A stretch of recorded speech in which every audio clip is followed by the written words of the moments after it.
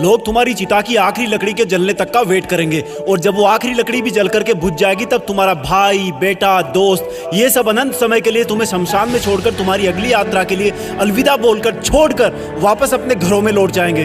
कुछ दिन तो तुम उनके बीच जिंदा रहोगे कि अच्छा इंसान था, थोड़े दिन और जी लेता, और फिर समय के भंवर में वो तुम्हें कहीं पीछे छोड़कर आगे निकल पड़ेंगे। वो तुम्हारा वापस आने का वेट नहीं करेंगे क्योंकि उनको पता होगा कि जो एक बार चला गया वो वापस नहीं आता, तो वेट करने से क्या फायदा। बस तुम्हारी कहानी यहीं पर खत्म हो जाएगी। तुम ऊपर से देखकर सोचोगे कि लोग कितने स्वार्थी थे, जब मैं उनके काम आता था तो कितने पास रहते थे। आज मैं जब दुनिया से चला गया हूँ तब भी दुनिया वैसी ही चल रही है। तुम्हें अफसोस होगा कि क्या मैं इन्हीं लोगों के लिए जन्म लेकर पृथ्वी पर गया था। तुम उनसे बहुत सवाल करना चाहोगे लेकिन लाख कोशिशों के बाद भी तुम्हारी आवाज उन तक नहीं पहुंच पाएगी। तुम वापस आकर फिर से दोबारा जिंदगी जीना चाहोगे क्योंकि तुम्हें जिंदगी जीने का मतलब तब समझ में आ चुका होगा। तुम्हें महसूस होगा कि तब तुम अपनी लाइफ में अपने आसपास के माहौल में खुद को कितना भूल गए थे। तुम्हें जवाब मिल चुका होगा कि क्यों तुम अपने सपने पूरे नहीं कर पाए, क्यों तुम अपने सपनों की गाड़ी नहीं खरीद पाए, क्यों तुम अपने सपनों का घर नहीं बना पाए, क्यों तुम अपने बच्चों को अच्छी शिक्षा नहीं दे पाए, क्यों तुम अपना करोड़ों का बिजनेस खड़ा नहीं कर पाए, क्यों तुम्हारे सपने सिर्फ सपने बन के रह गए। तुम्हें सबसे बड़ी सीख ये मिल चुकी होगी कि अगर अगले जन्म में कुछ भी ना कर पाया ना तो कम से कम टाइम वेस्ट नहीं करूंगा। तुम चाहोगे कि काश 2 मिनट, सिर्फ 2 मिनट और मिल जाए तो हिस्ट्री में जाकर अपने बेटे के साथ खेल सकूं, अपनी बेटी की शादी किसी और के साथ करा सकूं, अपनी माँ से अपनी गलतियों की माफी मांग सकूं, अपने पापा के सहारे की लकड़ी की जगह अपने हाथ से सहारा दे सकूं। तब तुम्हें लगेगा कि उस वक्त मेरे पास 24 घंटे थे, 52 हफ्ते थे, कई दशक थे, लेकिन मैंने कितना टाइम वेस्ट किया। माँ जगाते जगाते थक जाती थी लेकिन तुम रात को देर तक पढ़ने के बहाने से सुबह 8 बजे तक सोते रहते थे, जबकि असलियत ये थी कि तुम चैटिंग करते रहते थे, अपनी फोटोज को एडिट करके अपने आप को स्मार्ट दिखाते थे, गंदे वीडियो देखते थे। कितना टाइम वेस्ट करते थे तुम। जब माँ का फोन आता था तो तुम अपने जवानी वाले प्यार के साथ बिजी रहते थे और जब तुम्हारी माँ सो जाती थी तब तुम फॉर्मेलिटी के लिए एक मिस कॉल छोड़ दिया करते थे ताकि तुम सुबह ये दिखावा कर सको कि तुमने इतनी रात को भी कॉल बैक किया। Shame on you idiot. तुम हर काम को, पढ़ाई को कल पे टाल दिया करते थे। जो हाथ तुम्हारे बूढ़े माँ बाप को सहारा देने चाहिए थे वो हाथ हमेशा बिना मतलब मोबाइल पर उंगलियां फिराने में बिजी रहता था।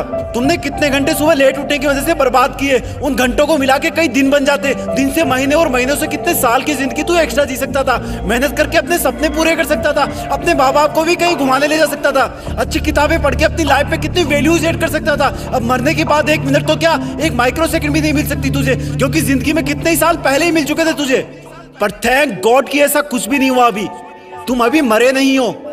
थैंक गॉड कि आज तुम थैंक गॉड बोलने के लायक इस धरती पर बचे हुए हो। तुम्हारा वक्त, तुम्हारे सपने अभी पूरे नहीं हुए हैं। तुम्हारे माँ बाप, घर वाले अब भी तुम्हारे सफल होने का वेट कर रहे हैं। तुम्हारा दिल अब भी तुम्हारे सपने पूरे होने का वेट कर रहा है। थैंक गॉड कि तुम्हारे हाथ की घड़ी अब भी तुम्हें वो दिन दिखाने का वेट कर रही है जब तुम एक हीरो की तरह लोगों के सामने खड़े होगे और लोग तुम्हारी रियल कहानियां सुनकर आंसुओं से भर जाएंगे, मोटिवेट होंगे। और उन लोगों को सबसे ज्यादा अफसोस होगा जिनने तुमको कुछ साल पहले मेहनत करने वाला ढोंगी कहा था, लेकिन फिर भी तुम्हारे मन में उनके लिए 1% भी बुरी भावना नहीं होगी।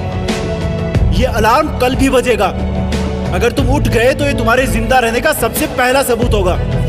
अगर तुम अलार्म बजने से भी पहले उठकर अलार्म को बंद करके अपने काम पर लग गए तो ये तुम्हारे सफल होने का सबसे बड़ा सबूत होगा। और अगर अब भी तुम डेली 12 घंटे सोओगे तो तुम्हारी आधी लाइफ तुम मरे हुए के समान जियोगे, क्योंकि सोता हुआ और मरा हुआ इंसान इस दुनिया में नहीं रहता। तुम्हारा आउटपुट एब्सोल्यूट 0 रहता है। अगर तुम डेली 8 घंटे सोओगे तो तुम्हारी 1/3 लाइफ ऐसे ही खत्म हो जाएगी, और अगर डेली तुम 6 घंटे सोओगे तो तुम्हारी 1/4 लाइफ ऐसे ही गुजर जाएगी। अरे कई महान लोग तो सिर्फ 4 घंटे सोया करते थे। रात को सोकर सुबह उठने का मतलब है कि हमें और मौत में 1 दिन का फासला और कम हो गया है। इससे पहले कि मौत तुम्हारे पास पहुंचे तुम अपनी मंजिल तक पहुंच जाओ। अपनी कहानी लिख दो। जो लाइफ में करना चाहते हो वो कर लो, पर कम से कम सुबह जल्दी उठना सीख लो, क्योंकि तुम ज्यादा जीने के लिए अपनी उम्र नहीं घटा सकते। सिर्फ और सिर्फ बची हुई जिंदगी में टाइम मैनेज करके अपना टाइम बढ़ा सकते हो। तुम्हें करना होगा, तुम कर सकते हो। You can do it, you can manage your time. तुम्हें बाद में पछताने से पहले अभी अपने टाइम को सही ढंग से यूज करना होगा।